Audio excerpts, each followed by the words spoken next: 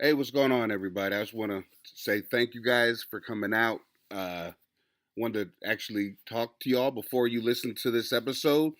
It's got crazy. I brought Doc on, the Fat Doctor, world famous.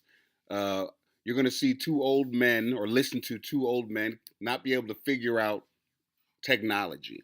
So I just wanted to, I tried to fix it up as much as I could. I love you guys. Thank you guys for listening to the podcast. As you know, this is actually a Facebook uh, live show, and we just go ahead and just throw it all out there. Whatever happens, happens. So I wanted to explain exactly what you're going to listen to before you listen to it. But thank you for your support. I appreciate it. And here's the show.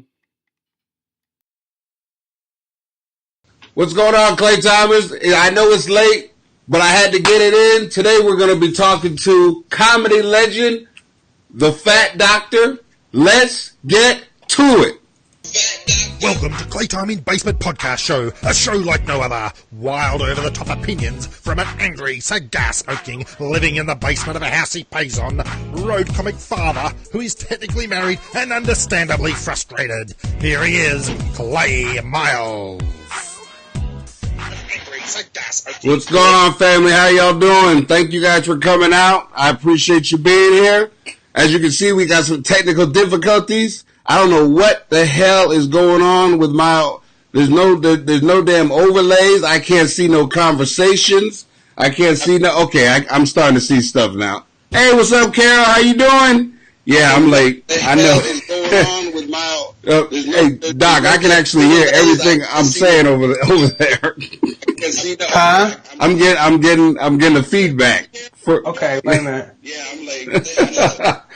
Oh my God! I'm sorry, family. I got to tell you why I'm late. I got to tell y'all why I'm late because I actually went through some stuff today, and because I love you, I got to actually be honest with you. Before I get to it, I got to get to everything I normally get to.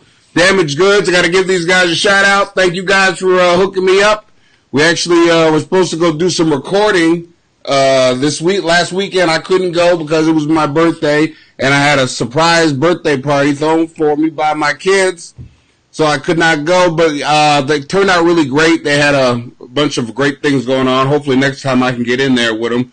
But also check out Daddy Issues. That's DADDYISSUEZ.Libsyn.com. Please check them out. That's the family. Also, the big dog, Claytime in the Basement. And also, hey, hope all is well. Yeah, Carol, all is well. I'm going to tell you what happened. I'm going to tell you what happened, Carol. You know I'm going to tell you. And, of course, the merch. Check out the merch. Big Mo, I know you want to buy some. They actually have bigger shirts. You know what I mean? If you're a bigger person like me, you want to get a big size. My boy Mo wants to get a shirt. Get it at cafepress.com/Claytime in the Basement. I got to actually promote my show here on Saturday. It's going to be in Silver Springs, Maryland, at a place called the Fire Station 1. So I'm really excited about this. I thought it was just a showcase, and then they put my name on the flyer like I'm headlining. I guess I'm getting paid. Nah, I thought it was just a showcase, open mic type of thing. But hell, I don't mind getting paid. But also, I got my big show coming up here on the 18th of August.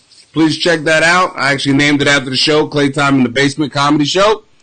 It's going to be at Club Heaven and Hell. That's also in D.C. Go check that out. You got Xavier, who also pops his head on in the show a lot of times. He'll be there.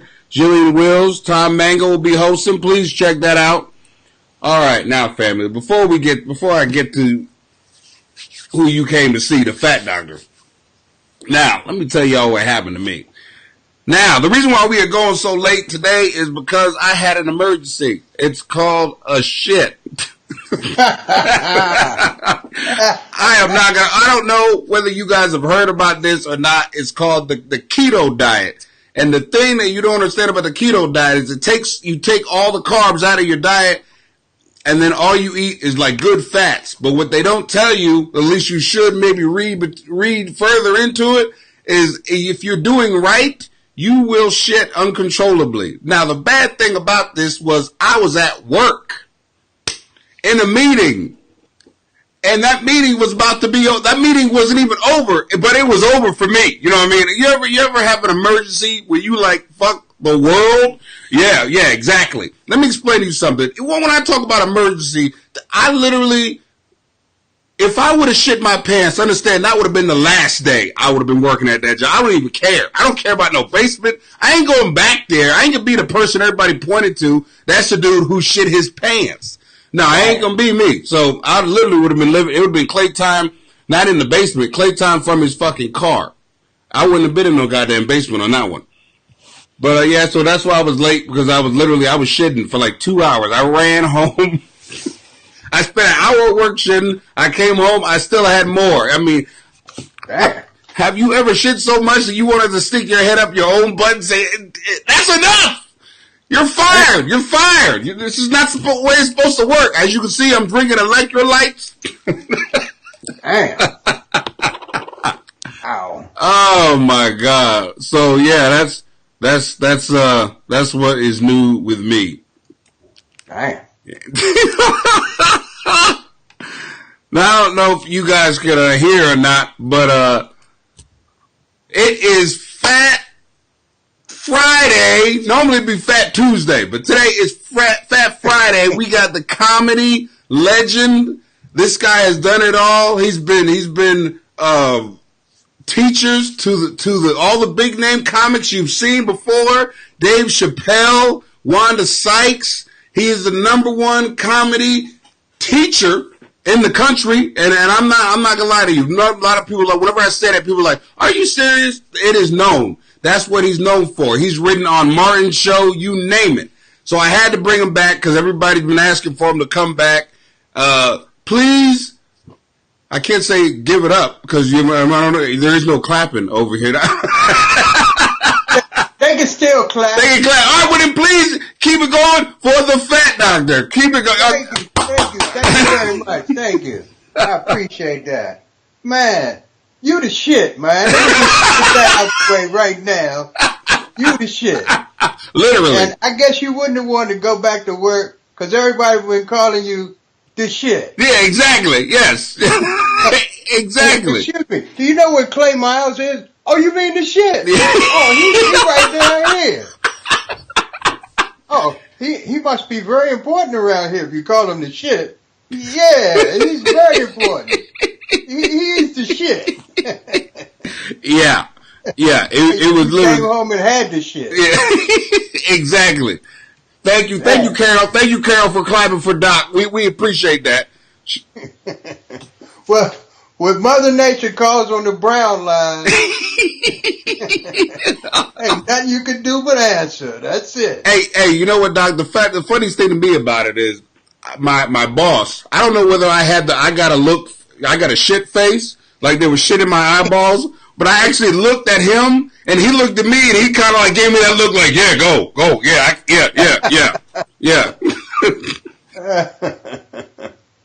That's embarrassing. But I want to thank you for coming out again, Doc, to grace us with your presence. And the reason why I love bringing Doc here, family, is he teaches. Even when he's being funny, he teaches, and he has great stories, and it helps you in life. It helps you as a comedian. But I'm going to tell you what. What's up? You know what? I was going to talk about how I got started in comedy. I want to talk about something that just happened just yesterday. I don't know if you heard about it yet, or it's got out to the media.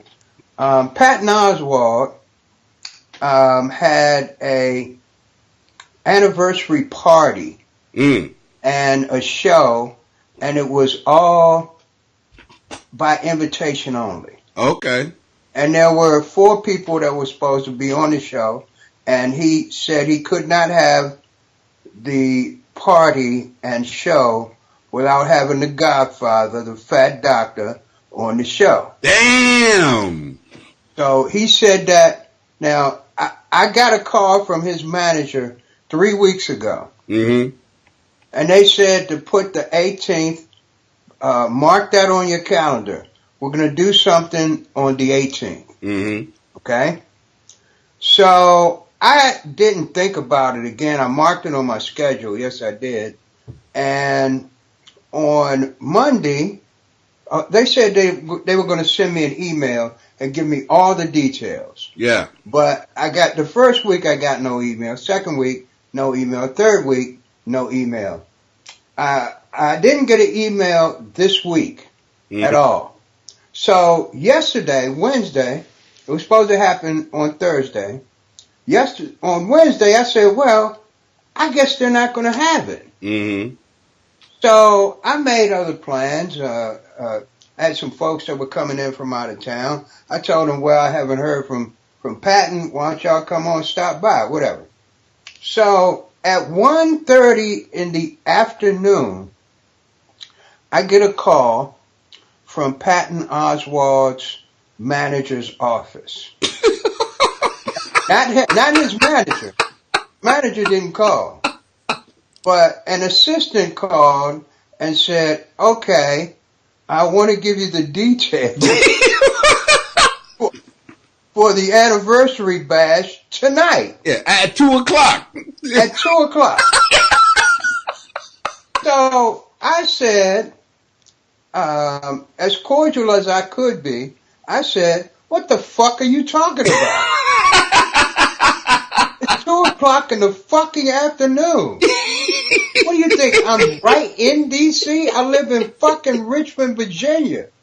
You're going to call me at 2 o'clock and tell me that there's going to be a party at 7 p.m. Motherfucker, if I left out the door right fucking now, I would not make it. What the fuck is wrong with y'all, man? This is some bullshit, because I've been waiting for quite a long time to get my piece with Patton Oswalt. Yeah. I've been carrying around a salty taste in my mouth for Patton for quite a long time. Now, I love him. I really do love him. Don't get me wrong. I love him. But we haven't spoke since 1995. Okay. We haven't spoke since 1995. Damn. And I'm going to tell you that story. Yeah. Okay. Now, when I got into L.A. back in 95, might have been 94. I can't remember exactly what year it was. I believe it was 95. And I was in town writing for the Martin Show. Mm-hmm. And I went to the Laugh Factory in L.A. and because my home club was the Comedy Store. That was my home club, and it became my home club very quickly. I performed on Richard Pryor night for my audition there, and Richard told me that, and I'll say it in his words. He said, "You's a funny motherfucker. You about the funniest motherfucker I ever seen in my life. No question, you the funniest fat motherfucker ever lived. And I'm going to tell you something. If anybody try to tell you any different, you bring their ass to me. Now, I ain't in no shape to kick nobody's ass, but I still got the money to have that shit done." So I just raised my hand like I scored a touchdown. That was a beautiful thing. So anyway, let me skip ahead here. Now, outside of the Laugh Factory, there was a guy named Rick Messina. Yeah, I know who that is. He's a world famous manager. World famous manager. He was a guy that had he booked everything in New York City in the 80s, going through the 90s. Mm-hmm. He booked everything. Mm-hmm. One time I challenged him, and I said, Rick, you keep bragging on how much work you got, man. I'm going to take 2 months off. And I bet you can't keep me working every day of the fucking week. 2 months, man. I'm going to give you 2 months. He said, that's not enough. I said, that's bullshit. I'm going to call you on that shit. Uh-huh. And I went up there to New York. And let me tell you, I always remember how many days it was. Uh-huh. It's 68, because 69 is my favorite number. So on the 68th day, Clay, 68 fucking days in a row. 68. Damn. Do you hear what I'm saying? Yeah. 68 days in a row. He called. I was staying with a friend of mine in New York City, and I was staying with a friend of mine in New York City. I'm on the radio right now. I'm on TV. I'm on all of that. Are you coming over? Hello? Hello? I'm on TV right now. Are you coming over? Quickly.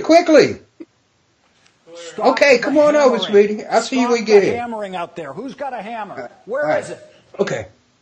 So anyway, sorry about that. It's all right. I got bitches that's gonna drop through. You understand what I'm saying? Because I'm just that type of motherfucker. So anyway, on the 68th day, he said, okay, are you ready for the gigs for the next 2 weeks? I said, fuck no. Damn. If I do my act one more fucking time, I'm going to shoot myself in the fucking head. I don't think I'll ever say good evening, how's everybody doing, ever again in my fucking life. I got thousands of dollars. I can't spend one fucking dime. You had me working 68 fucking days in a row. And I took 2 months off. Damn. I took 2 months off. I was totally fucking exhausted. But anyway, me and Rick were very close. Very close. He worked me a lot. Mm-hmm. I won't go into detail all the places that he booked me. But anyway, I'm walking in the Laugh Factory, and Rick Messina is standing there. Mm-hmm. And he said, Fat Doctor, what you doing, man? What you doing in town? You here? You working? What's going on? I said, yeah, man, I'm in town. I'm writing for the Martin show. He said, Martin Lawrence, yeah, man. Yeah, I remember you sent them up to me. I said, yeah, you sent them right the fuck back home. Yeah, I remember that, man. But he needed more seasoning. And I said, yeah, and I gave it to him. I gave him some more seasoning. And before I could send him the fuck back, shit, he got the fuck to L.A. Yep.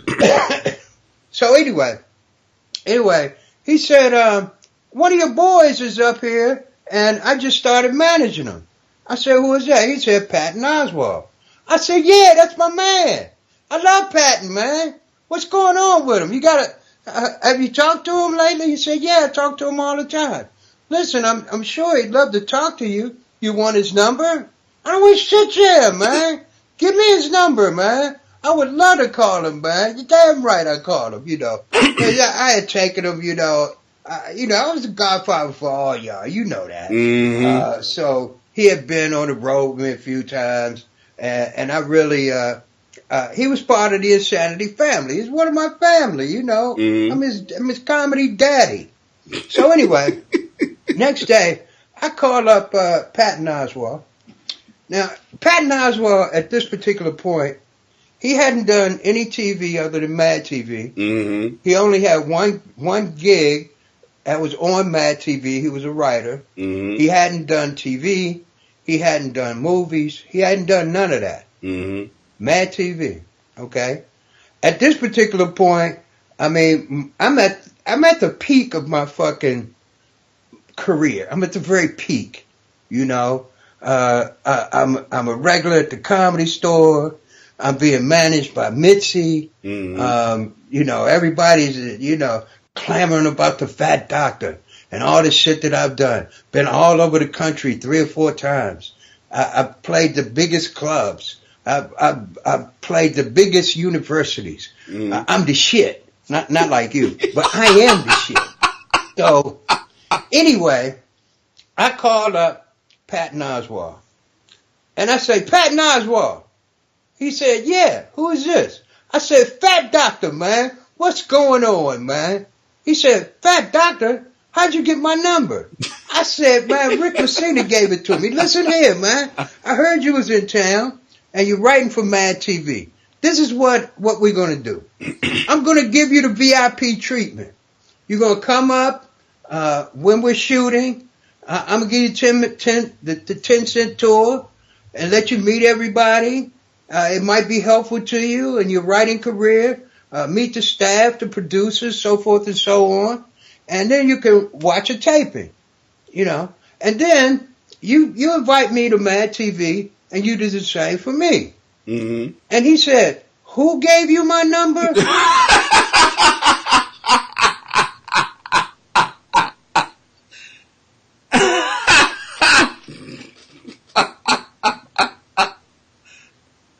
So I'm staring at the phone. I can't believe he just said that to me. Yeah. I said, did you hear anything I fucking just said? You don't care about all of that shit. All you care about is who gave you your fucking number? Are you serious? Are you high right now? What the fuck is wrong with you? Not even mentioning my credentials, motherfucker. But I am the writer of one of the hottest shows on television. Yeah. And one of my boys, who is still under my fucking wing, is one of the top acts in fucking show business. And you asking me, how did I get your number? Motherfucker, you should be thanking me for calling your sorry ass. Motherfucker, I tell you what. Rick Messina gave me the motherfucking number, but I will never use it again. And I'll see you in the funny papers, bitch. Hung up. Really? Haven't spoke to him since. Oh my God. Haven't spoke to him since. Not once. Wow. Since 95. Wow. Not once. Now, whenever someone from our family has engagement with him, and he mentions the Fat Doctor, he speaks very highly of me. Yeah. Very highly.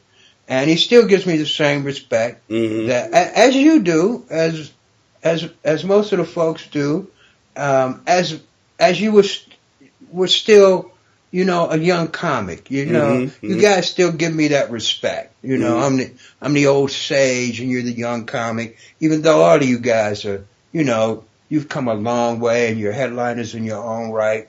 But you still give me the respect that I think that is well warranted. Yeah. But not expected. I don't expect it, but it's well warranted. And it took me a while to even get to the point where I could accept it, Yeah.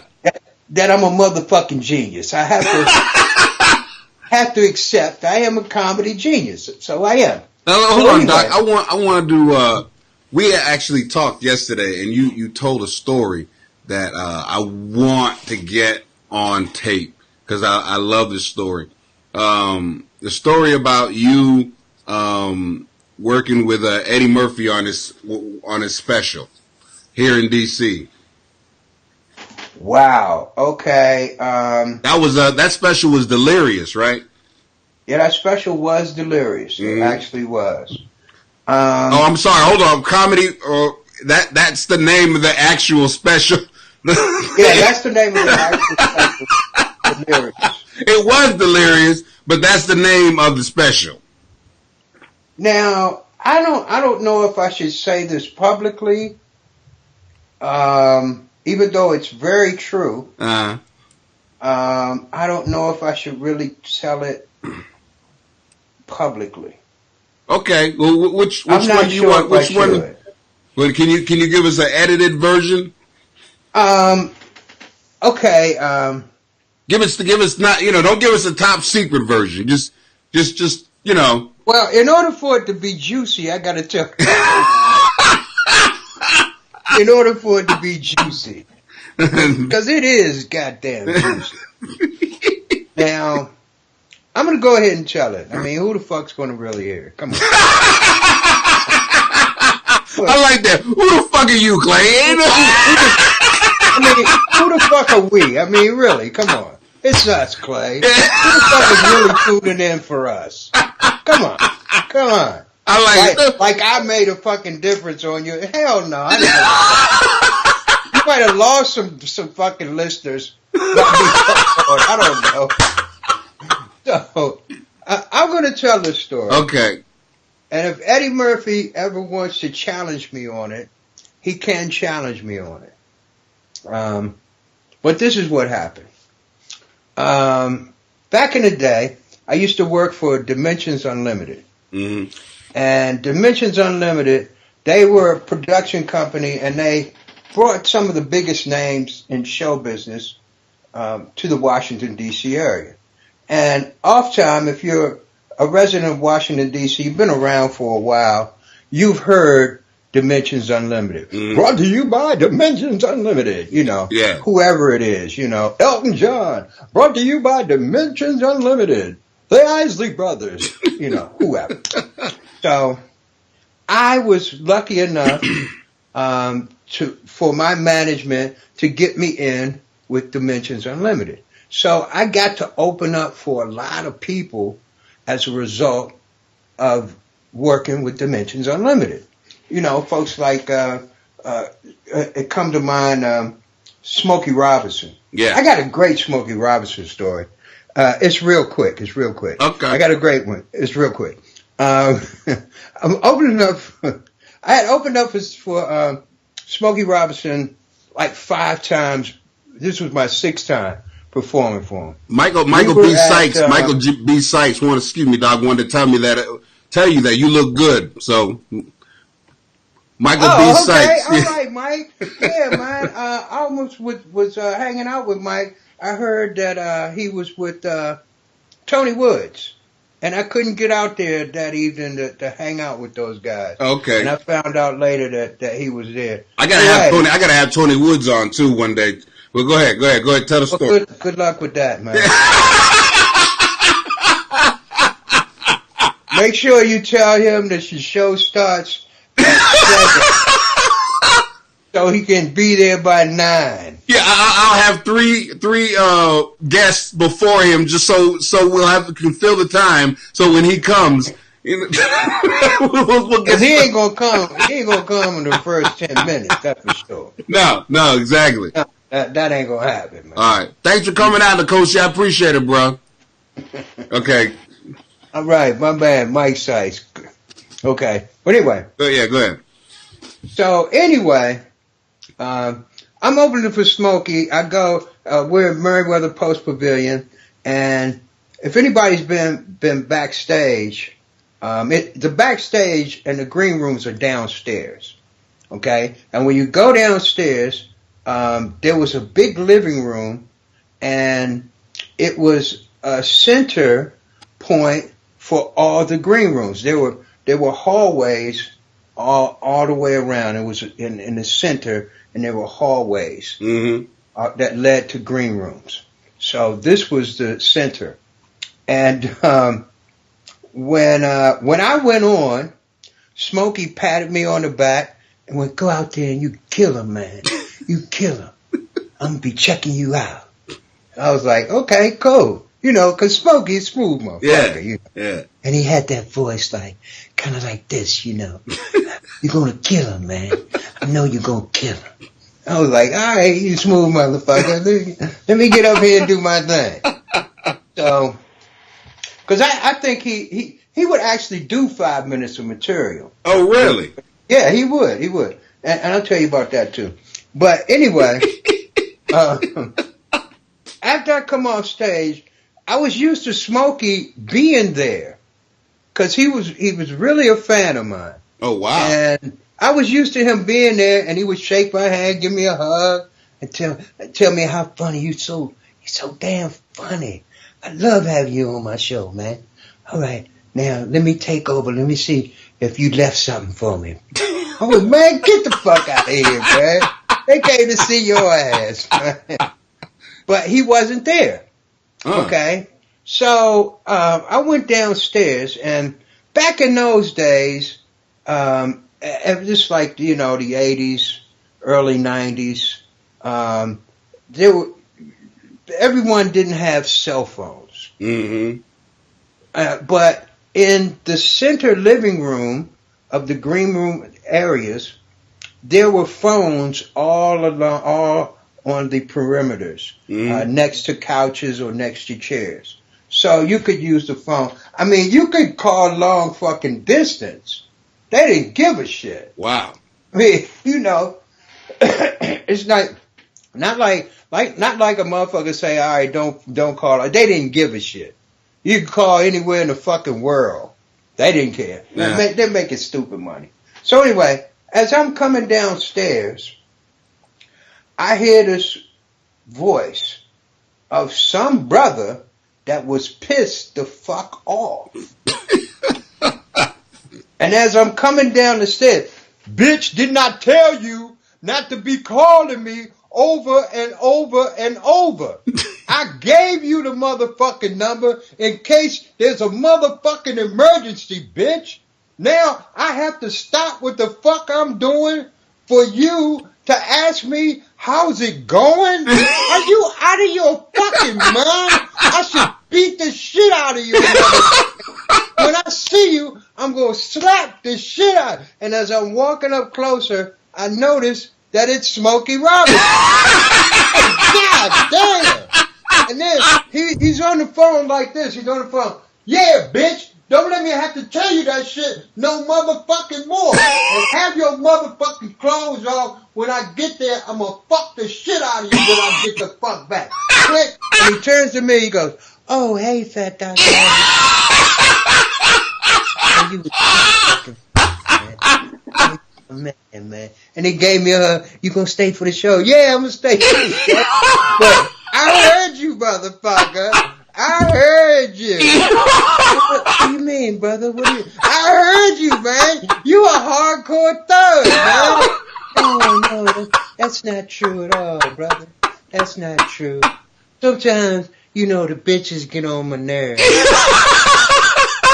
Might take a little tone with. Nah, you a hardcore thug, motherfucker. Come here, hug me, motherfucker.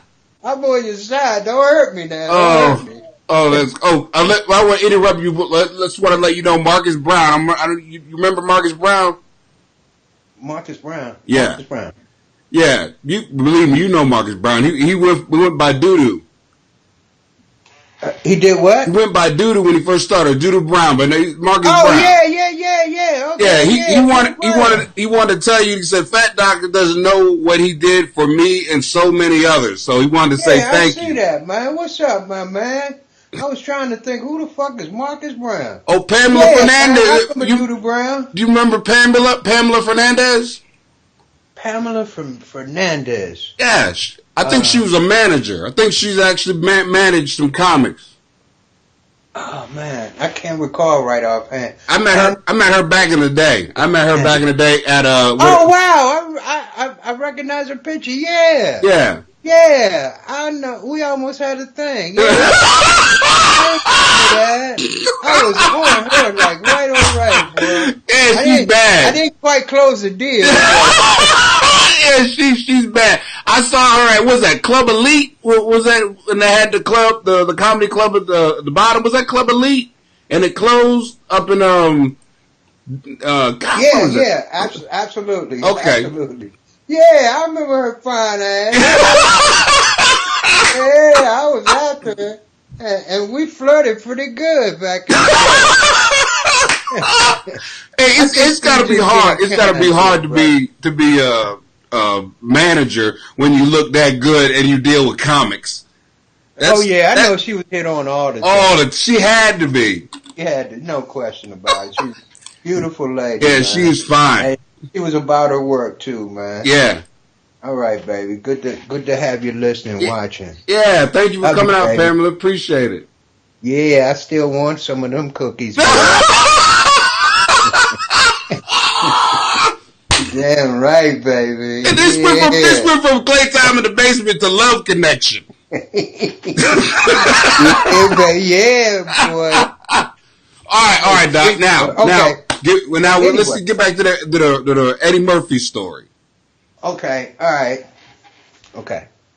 So, Dimensions Unlimited calls me. Mm-hmm. And they say, we got something very important to talk to you about.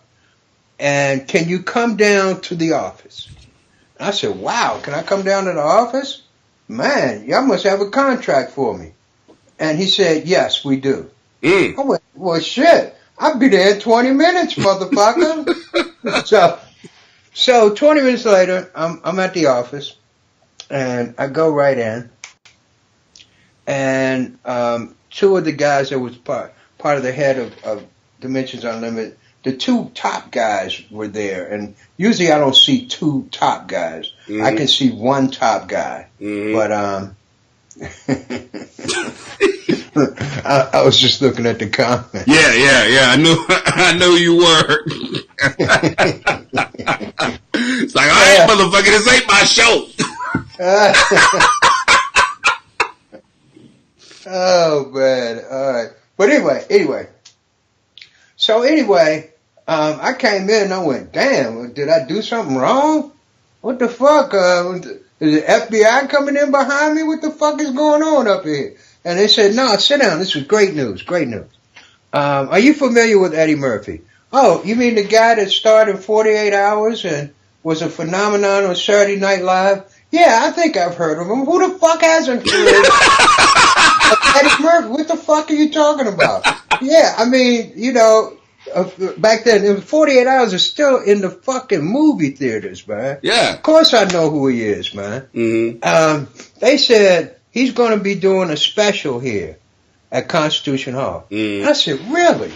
They said, yeah, he's going to be doing a special. And they said, we would like for you to open for him. Wow. Hey, Doc.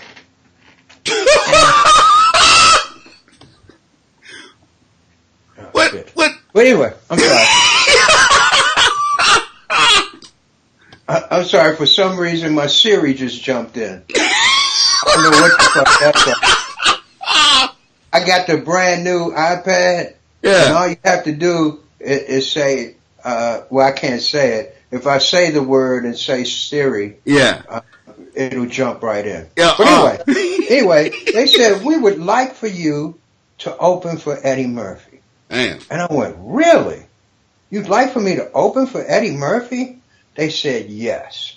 Now, before we can have you sign this contract, what we need for you to do, we need for you to get a tape to Eddie Murphy's people. You have to do this. If you want this gig, get your manager to get with his management and get him a tape. Now, the thing about it is that he's not getting the tape to okay you, but he wants to peruse. We told him about you. We told him about you, and we want you to be the one. And we've already got the contract.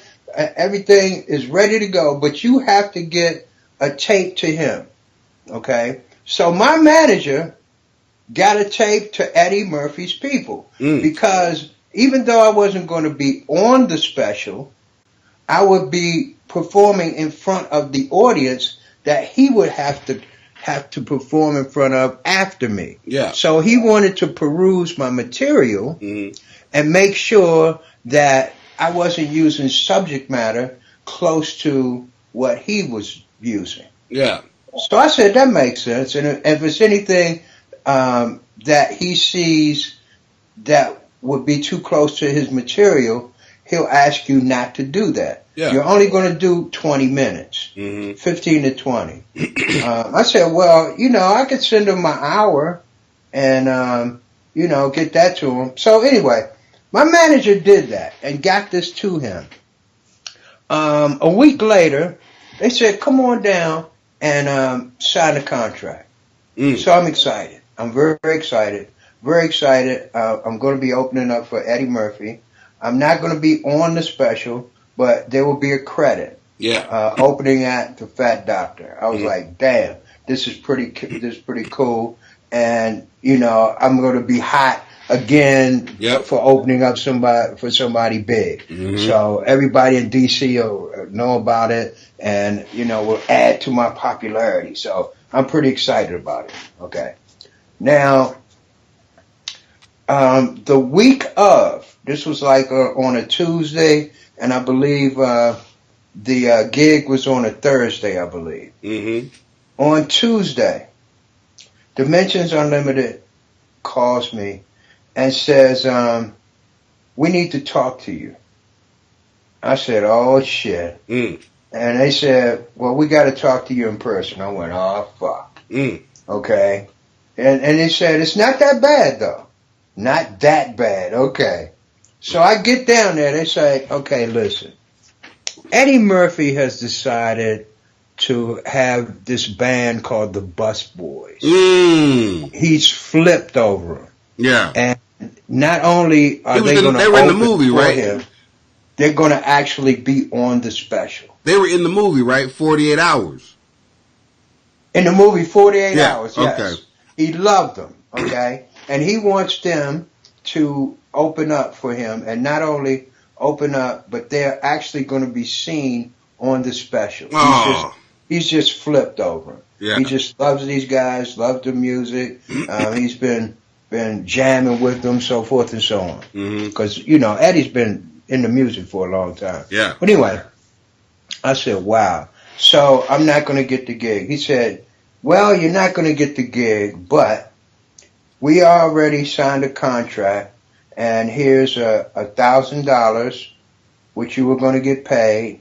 You were going to get, well, actually they said you've already got a $500 deposit, and here's the other $1,000 that you were going to get on the night of the show. And Eddie Murphy has sent you another $1,500. Damn. I said, really? He said, yeah. He said, he knows how it is, and not often do you get paid leave as a stand-up comic.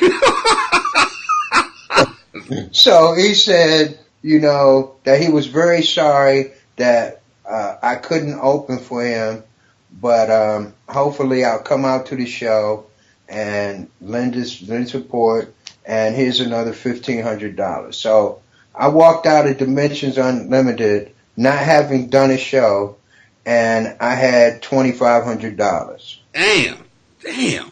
And I was like, damn, this my career, this didn't turn out too bad, right? No. Okay, so I didn't go to the taping of Delirious.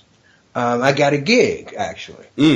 So on top of me making that $2,500, I made another $1,500 for a weekend that I worked. Yeah.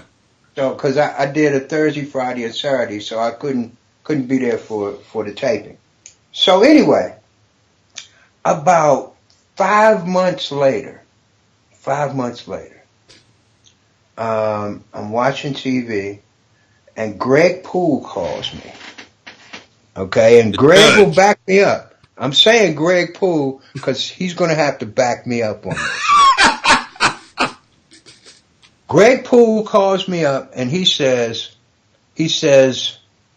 turn on HBO, turn on HBO, turn on HBO, turn on HBO, turn on HBO, hurry, turn on HBO, hurry. And I'm fiddling with the controller. I'm going, oh my God, what is it, big titties? What the fuck is it, man? What am I looking at? What am I looking for? So I finally get the HBO, and not two, but one. Okay, fuck, okay, I'm getting there. Okay, all right, boom. And it's Eddie Murphy. And he's doing Mr. T, my closing bit. Oh, hell no. Oh. Now let me tell you what was so ingenious about this. He wrote a new opening and a better close. Oh. So the motherfucker took the bulk of my Mr. T. You look good in them jeans, boy. Come on over, bend over, let me fuck you in the ass. Fuck me in the ass. I'm gonna clench my butt muscles up and rip your dick off. I pity the fool that wanna fuck Mr. T. I pity the fool. But anyway, so my mouth is dropped. I'm like, are you shitting me? So that's why he paid me.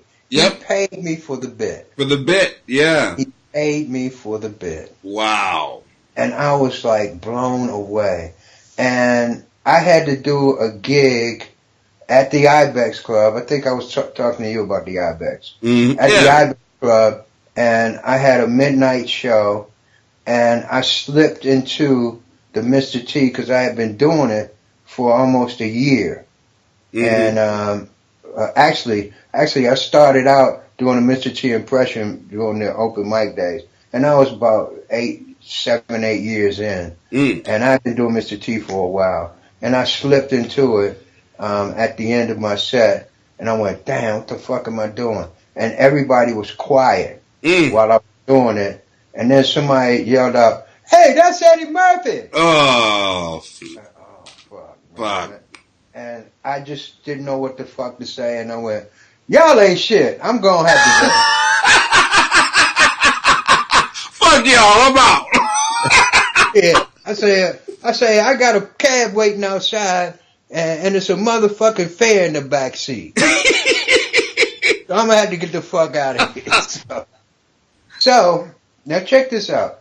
There's a part 2 to this. Okay. Eddie Murphy was in a movie called Boomerang. Yeah. Boomerang. Martin Lawrence was in this movie. Yep. Now, you know the history of me and Martin. I mean, you know, he was very close to me. I mean, you know, sometimes I come in off the road with groceries. He opened my apartment door. Mm-hmm. You know, because my wife would let him in. Yeah. So anyway,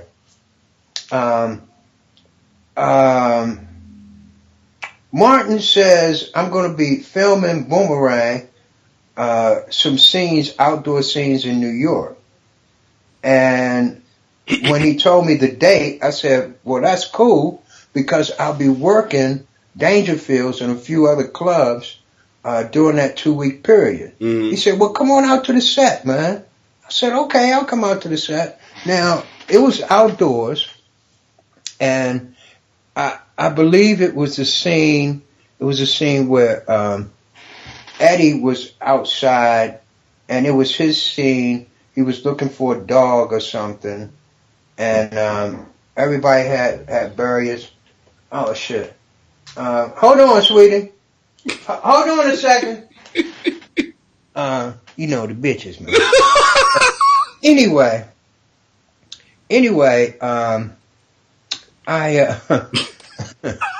I'm standing behind the barricade, and Martin runs over to me, right? He goes, oh man, I'm glad you came, man. Oh man, I want you and Eddie to meet, man. I want you and Eddie to meet. And I was like, yeah, man, that'd be cool. I would love to meet Eddie Murphy.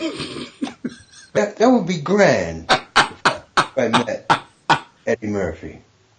So he was trying to get Eddie to come over, and he was grabbing him. Yo, man, I want you to come over with me. And then he'd look at me, and he'd go, I'm going to be right back. I'm going to be right back. And he goes over, you know, and then he'd grab him again, and he'd go, come on, man, I want you to meet the fat dog. Okay, in 1 minute. I'll be there in 1 minute, seriously.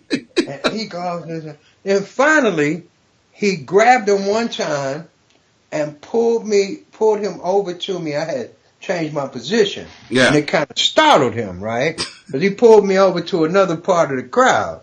And he went, yeah, man, I want you to meet the fat doctor. And he looked, he went, oh yeah, man, I know the fat doctor, man. Me and the fat doctor, we real close, man. I love the fat doctor, man. He's one of my funny, he's a funny motherfucker. Hold on, man, I'll be right back. I never seen him again. I never seen him back direction. And he could not look me in the face. He couldn't look me in the face. That is great. But, I mean, what was I going to do? I mean, he was like the biggest thing in show business. And him and Martin together, you know, they were definitely box office draws. Yeah. I mean, who the fuck was I going to tell? And if I tell anybody, this is the first time that I've told this publicly, but I have no beef with him. Yeah. But he paid me. Yeah. And then he took the idea, and I don't know if he particularly stole it. Mm-hmm. You know, because anybody could have viewed the tape and went, you know what, Eddie, you should do a Mr. T, man. Mr. T if he was gay. Mm-hmm. And they could have told him some bits and pieces of it, and Eddie go, Yeah, I think I could work with that. Mm-hmm. Yeah, Mr. T being gay. Now, if he ever said that he wrote the thing, I couldn't even argue with him. Mm-hmm. You know, because it was not the same as what I did, but it was too much of a similarity for me to get away with doing it. Yeah. Yeah. His now. Yeah. Okay, so I'm putting that out there just in case Eddie was I don't think you got to worry about Eddie Murphy. Yeah, I'm this thing, and I just ran with the motherfucker. Yeah. I ain't steal shit. Fuck that. He's gonna be talking about Clay Time on the Late Show. Let me tell you about this goddamn Clay Time. No, that ain't gonna happen. I don't think it'll get back to him. But that's definitely gonna be in my book, man. Oh yeah, it needs to be. That really needs. Now I was told on the road that if you ever work with I hate to talk bad of the dead, but if you ever work with Robin Williams, if he says to you, "I'm gonna pay you for that bit," I was always told, take the money because he already took it. Yes, that's absolutely true, man. One time, I got a couple stories about Robin. I used to think that he was the most brilliant, off-the-cuff, improvisational comic that I've ever seen in my life. Most people thought that. Now, he did have that in him, but he was a genius at having the audience lead him into material. And I didn't, oh shit, I got somebody at the fucking door. Are you still there, baby? Yeah, wait a minute, hold up. Okay, yeah, no problem. Hold on. Just hold on. I'm live, y'all. I'm live. I'll be live.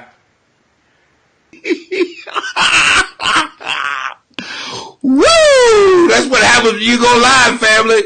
But anyway, I got something to talk to y'all about. Before y'all go, I wanted to talk about this motherfucker right here. Now, this dude actually got tattoos all over his body.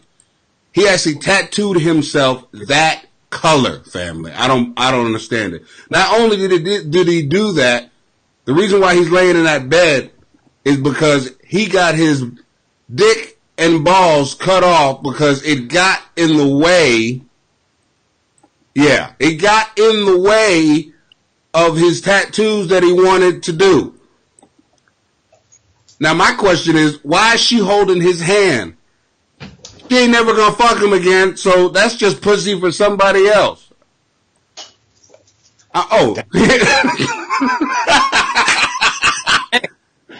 And we're back. Hold on a sec, Doc. Hold on. I can see it. I'm live, y'all. I'm live. Okay. Yes. I'm live. Just give me a second. Okay. I'm like, wow. Hey, man. Okay. All right. Yeah, man. You know how it is. Being a fat dog. Women, man, they just, they want to be hanging with me. And is that old girl? Tell her so what's up. No, it's not her, man. Oh. You mean my sister? Yeah. No, that's not my sister. Oh, okay. No. But anyway. Okay. How much time do I have? Shit. Yeah, we're gonna do about 5 more minutes. We got about 5 more minutes. Really? Did I take up the whole fucking hour? Yeah, but it was great. I had a great time. It flowed. It was good. It's okay. Fuck, man. No, you're fine. I'll have to do the story when I started next time, man. Okay. What was I in the middle of talking about? Oh man, let's see if we can go in reverse. Hold on, what is this? That's a commitment. Okay, people are just writing about what I was talking about. We got time. Look, Carol says we got time. Carol, if it was up to Carol, we would just do Clay Time every day, 24 hours, and wouldn't stop. Carol's a Clay Time addict. I love her. Carol is awesome. Carol is a rider. But we were talking about Robin Williams and Robin Williams. Okay. I was an extra on a set called Father's Day, I think it was, with Robin Williams and Billy Crystal was in this movie. Where's the cushion? No cushion? No, it fell off. I was going to grab it in a second. Oh, okay. All right. So anyway, I was one of the extras, and there was an outdoor scene where a rock band was playing, and there was some type of technical problem, and we were out there, and it was getting cold. It was night, and Robin came out there and did like an hour. Wow. Just incredible. Absolutely incredible. Then I got a chance to see him perform again live just for a few minutes. And he was using some of the same lead-ins that I thought was all off the top of his head. And that taught me how to work a crowd. Because you don't have to necessarily be quick-witted and on your feet if you know how to turn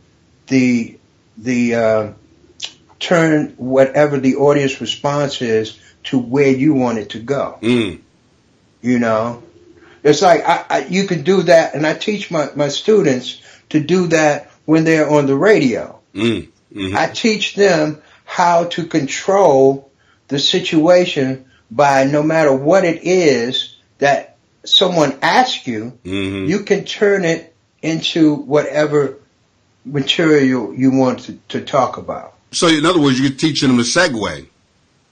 Well, no, it's more than segue. It's actually leading people without them knowing that they're being led. Oh, okay. Just like I could say to you, Clay. So how have you been doing, man? I'm all right. You're okay. And then that would lead you to say, "Oh, I'm doing good. How you doing?" Oh man, let me tell you, man. I'm tired of being fat, man. That's how I'm doing, man. People always pick on me just because I'm 300 pounds overweight. You know what I'm saying? I was in a restaurant alone. The waiter pulled out 2 chairs. I said, "What's the meaning of this?" He said, "The piano bench is occupied. Now sit your butt by that." Now see, all I did was lead you into where I wanted you to go. Yeah. And let me finish that a little bit. Okay. I was in the country, right? I'm riding along in the country because I wanted to clear my head. Because people are always picking on me because I'm fat, right? So I'm riding in the country. I'm driving along. Everything's wonderful. Everything's beautiful. And I'm in the slow lane. And somebody pulls up beside me. And the lady rolls down her window. And she yells out, "Pig! Pig! Pig!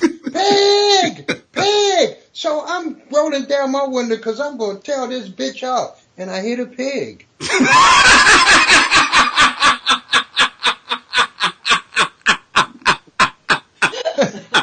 Guess I'm a little bit too self-conscious, huh, baby? I'm a little bit too self-conscious. That's what it is. Oh, man. Hey, Marcus wanted to know about the book. He wants to know the name of the book. Oh, man. I haven't finished it. The name of the book is called The Memoirs of the Fat Doctor. It only takes one gunshot. Jesus Christ. Yeah, because comedy saved my life. I could have just had it, comedy saved my life, but I think it's more dramatic. It only takes one gunshot. Yeah. That's definitely you know, you have to write something that will catch their feelings, and yeah, it only takes one gunshot. Yeah, comedy and gunshot. Damn. Yeah. Drop the mic. We don't have time for that story. Yeah. But maybe I could tell it next time. Yeah, please come back. Like I said, you are always welcome. So all right. So if we're gonna do that on Thursdays, man, I'll carve out some time. You know, like I did for Patton Oswalt. Carve out some time, man. And hopefully you won't get in touch with me 3 minutes before broadcast. You know what, man? We're not even gonna have the show, man. I'm sorry, man. Then you call me back 10 minutes later and go, "All right, we started 10 minutes ago. Are you ready?" Yeah, where are you at? What the bullshit is that, man? What is this, Patton Oswalt people? What kind of shit is this? Oh, look, you got a standing ovation. Oh, wow, cool. Of course, from Carol. All right. All right, Fat Doc. Man, I appreciate it, man. Thank you for coming out. I appreciate it. Much love, big brother. I love you so much. It's been amazing as usual and informative. Much love, man. You know I love you. And thanks for everybody that tuned in. I had a ball, and hopefully we'll make this into a habit. Yeah, definitely. Yeah. Okay. All right. See y'all next time. See you in the funny papers. Stop the hammering. Stop the hammering out there. Who's got a hammer? Stop the hammering. Where's the hammer? Is it on the... Go up on the other... All right, everybody. Thank you guys for hanging out. I really do appreciate it. I got to go ahead and give a shout out to my boys, Damaged Goods, who actually hooked me up. They got me to doing this podcasting. Please check them out. DamageGoods.Libsyn.com. Please check them out there. Also, Daddy Issues. That's DADDYISSUEZ.Libsyn.com. Also, of course, check out me, Burnham. Now, this podcast is actually going to be... Damaged Goods. Hey, I can hear that, Doc. I can hear all that. Please check them out, Damaged Goods. But, please, I don't know whether you guys can hear that. Doc's literally just drowning me out right now. I can hear all that. I can hear me through your thing. I don't know if y'all just can hear me like through him. Yeah, thanks, Doc. Sorry about that. All right, guys, in my show on the 18th, please check this out. Man. Please check this out on the 18th. I got a show on August 18th. Please check that out.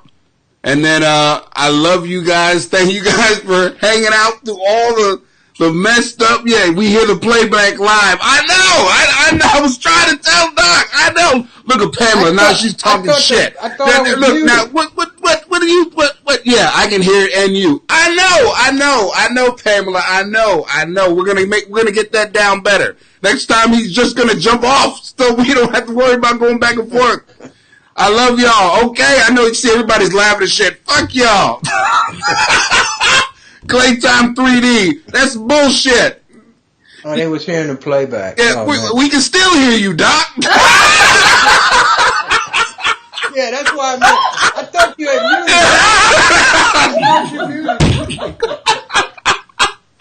All right, family, I love y'all, and remember, no, you ain't on camera no more. You ain't on camera no more.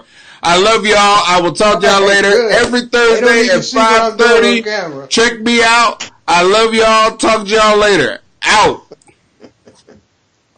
Oh shit! I'm sorry, man. I thought you muted me out, man. So now I am so sorry. Walk back in your I thought I was those muted. destructive opinions back in your emotional lockboxes and put your politically correct mask back on. Plausible denial is recommended and good alibis are suggested. If called upon to testify in a congressional hearing, I don't know you and you don't know me. If walking these fine lines appeals to you, find him on Twitter at Clay T Basement and Facebook page Playtime in Basement Podcast Show. Thanks for listening. Go take a bath. You need to wash this off.